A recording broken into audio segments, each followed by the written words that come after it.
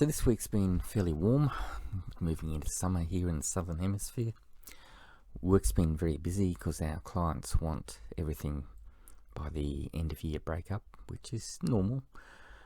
But on top of the pandemic issues and family issues, it's been a pretty rough year, and I'm looking forward to being able to take a break.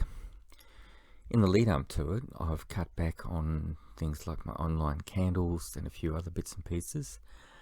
Hopefully I'll be able to get those going again next year, but as I said last week, or whenever it was I did my last ramble, I'm getting a bit older and I'm getting a bit slower, so I do need to pace myself a little bit more.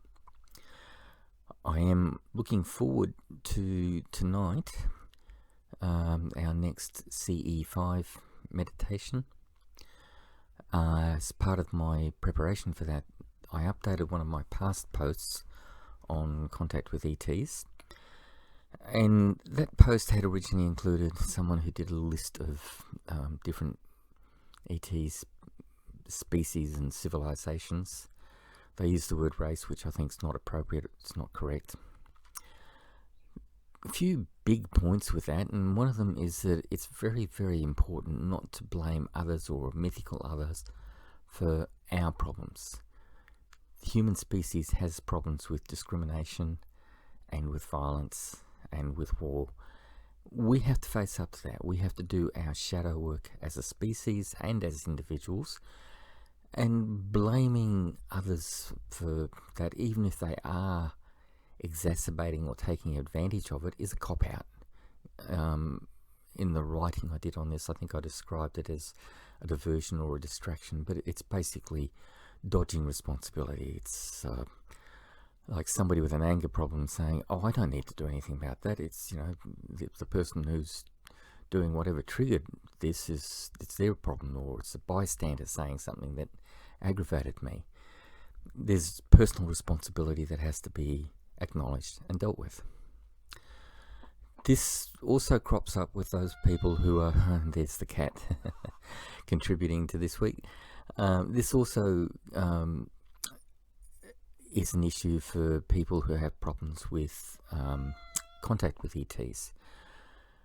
Whitley Strieber and Jeffrey Kripal have written, apologies if I've mispronounced that, have written a book called A New World, where Whitley rethinks or reviews much of what his experiences with ETs have been about, and it was traumatic, there's no doubt about that, but looking back he can see that there are also advantages, and he's learned out of this, and he postulates that there's advantages for the extraterrestrials as well.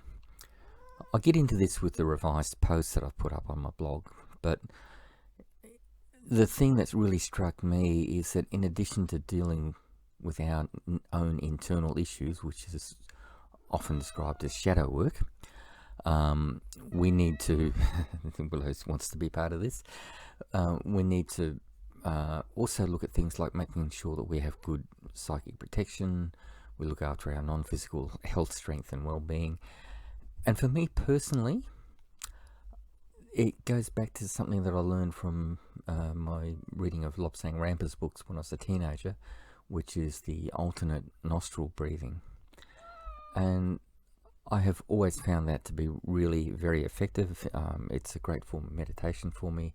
I find that it does, to me, I feel stronger, although what it's probably doing is removing blocks between right and left part of the brain and helping to balance out our being. So that may be how it works, but whatever the mechanism, I know it works for me, so that's really good. I'm also of late finding that some Enochian sigil work is working out quite well for me, which is interesting because when I've tried that in the past, it hasn't, but you know, people change with time, so what works at one time in your life, it may not work later, and vice versa. So anyway, I think I've rambled on for long enough, so I will leave that at that for now, and I'll think about doing a sketch, or possibly reusing the last one, or maybe even some of the photos of my past sketches when I put this up on YouTube. Hope you all have a blessed week. Stay safe.